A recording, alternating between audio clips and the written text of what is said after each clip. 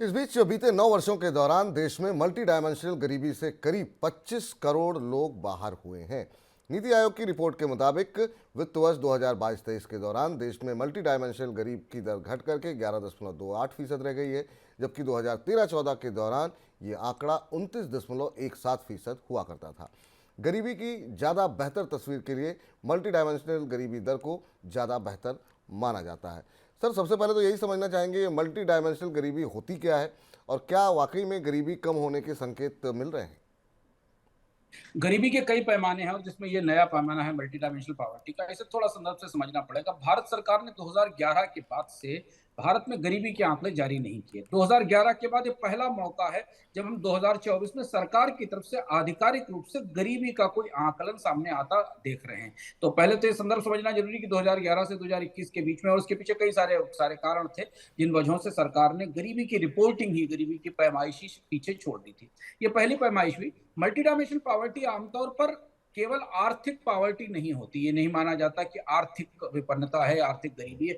इसके साथ इसमें और भी बहुत सारे पैमाने शामिल किए जाते हैं जिन पैमानों पर को लोग मानते हैं कि सबसे अच्छा भी है और ये माना जाता है कि इससे वास्तविक गरीबी छिप भी जाती है। दोनों बातें हैं। इस पैमाने में न्यूट्रिशन शामिल किया जाता है, पोषण की क्या स्थिति है, इसमें में चाइल्ड और इन्फेंट की मॉर्टेलिटी की रेट, मृत्यु दर शामिल की जाती है। इसमें मैटरनल हेल्थ शामिल की जाती है, जो माँ हैं बच्चों को जन्म देने वाली माँ है, उनके हेल्थ के पैमाने होते हैं।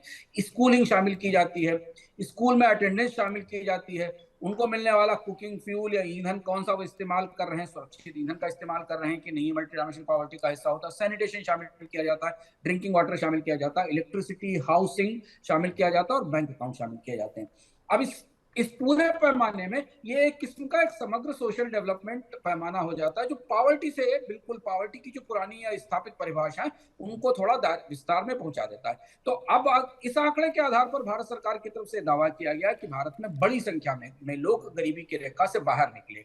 स्वाभाविक सी बात है कि अगर इन पैमानों में आप पेयजल को, इन पैमानों में बैंक अकाउंट्स को, इन पैमानों में अस्पतालों को, इन सारी सुविधाओं को शामिल करने, तो ये इस आंकड़े के हिसाब से भारत में मल्टी डायमेंशनल गरीबी कम होती दिखाई देती है। पर यही दूसरा सवाल उठता है बिल्कुल कि वास्तविक गरीबी तो आर्थिक गरीबी है। वास्तविक गरीबी तो लोगों की इनकम में कमी है, लोगों की आय में कमी है, क्योंकि ये सारी सुविधाएं भी वो तब ले सकते हैं जब उनके पास इनकम होगी। वो आंकड़ा पूरी स्कीम से, पूरी चर्चा से कहीं ना कहीं नदारत है वास्तविक रूप से।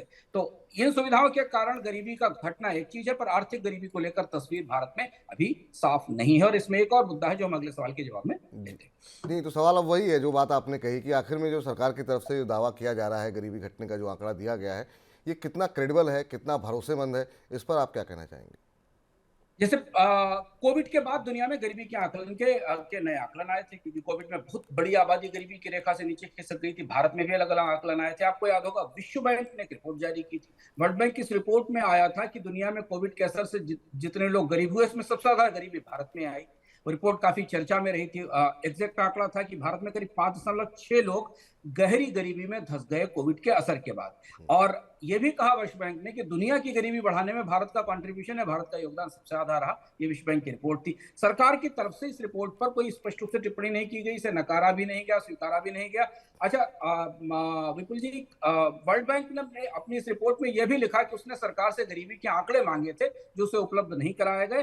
तब उसने जो सीएमआई का, central for monitoring Indian economy का एक स्केल है जिसे कंज्यूमर पिरामिड हाउस होल्ड सर्वे कहा जाता है, उसे आधार बनाकर नापने की कोशिश की कि कोविड का असर लोगों की जेब पर क्या हुआ।